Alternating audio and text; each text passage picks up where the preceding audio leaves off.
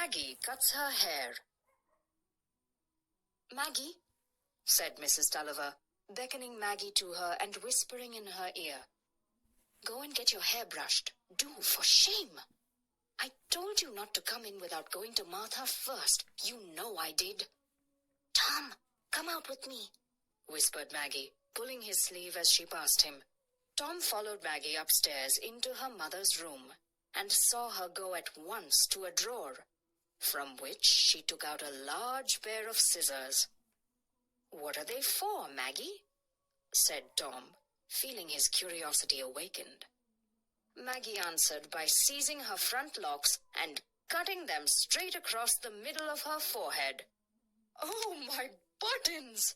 "Maggie, you'll catch it!" exclaimed Tom. "You'd better not cut off any more."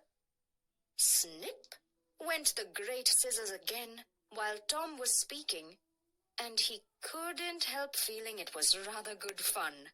Maggie would look so queer.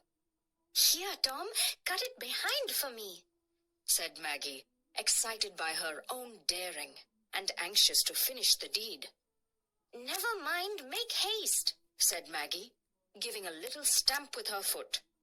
Her cheeks were quite flushed.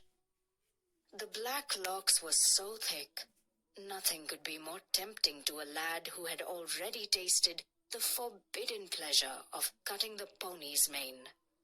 "You'll catch it, you know," said Tom, nodding his head and hesitating a little as he took the scissors.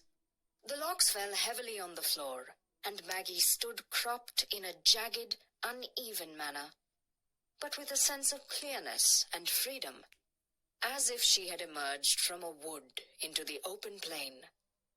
"Oh, Maggie!" said Tom, jumping round her and slapping his knees as he laughed. "Oh, my buttons! What a queer thing you look! Look at yourself in the glass." Maggie felt an unexpected pang. She didn't want her hair to look pretty. That was out of the question. She only wanted people to think her a clever little girl and not to find fault with her. But now, when Tom began to laugh at her and said she looked like an idiot, the affair had quite a new aspect. She looked in the glass, and still Tom laughed and clapped his hands. Maggie's cheeks began to pale and her lips to tremble a little.